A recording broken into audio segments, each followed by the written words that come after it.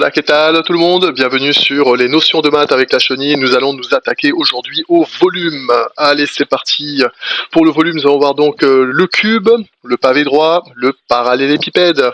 Alors pour le cube, petite animation, vous voyez en 3D, on voit bien à quoi ça ressemble. Alors le cube, qu'est-ce que c'est? Eh bien tout simplement, lorsque les trois côtés sont égaux, ici dans notre exemple, 3 mètres, 3 mètres et 3 mètres, donc longueur, largeur, hauteur, nous avons un cube. Pour pouvoir calculer son volume, qu'est-ce qu'on fait? On fait le volume est égal à longueur fois largeur fois hauteur, et comme les droits, ce sont les mêmes, ça nous fait 3 fois 3 fois 3, soit 27 mètres cubes. Donc le petit 3, on dit cube. Pour le pavé droit, ici, petite animation rapide, vous voyez à quoi ressemble notre pavé droit. Eh ben, la formule, enfin, je vous donne déjà les informations, la hauteur de 2 mètres, largeur 3 mètres et la longueur de 4 mètres. Nous nous retrouvons avec un volume qui est égal à longueur fois largeur fois hauteur, ce qui fait donc 4 fois 3 fois 2, ce qui est égal à 24 mètres cubes.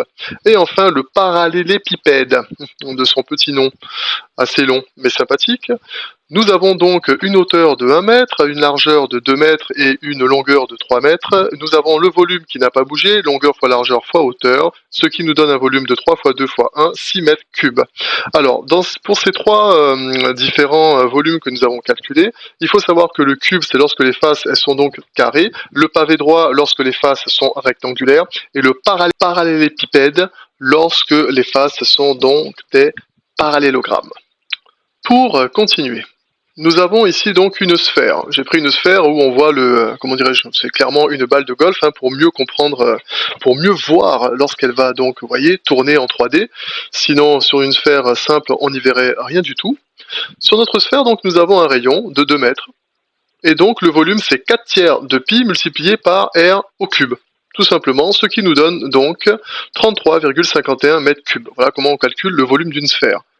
Maintenant, pour une pyramide. Vous voyez, ici j'ai une pyramide donc à 4 côtés avec une base carrée. Alors, on a un côté qui fait 5 mètres et l'autre qui fait 5 mètres. N'oubliez pas, on a une base carrée.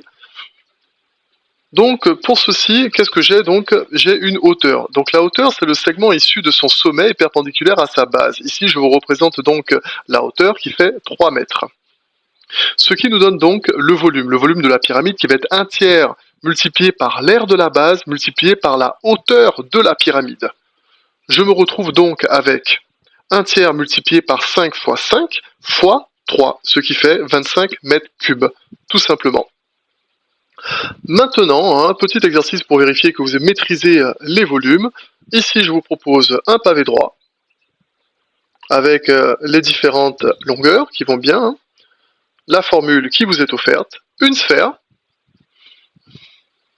avec un rayon de 3,5 mètres, la formule, et une pyramide, cette fois-ci, à base triangulaire, avec au niveau de la base, pardon, je vous ai montré donc la hauteur et la base du triangle, qui se trouve à la base, et donc voilà, cette partie-là, et la hauteur, donc une des 3 faces, où on peut donc trouver la hauteur qui est de 8 mètres.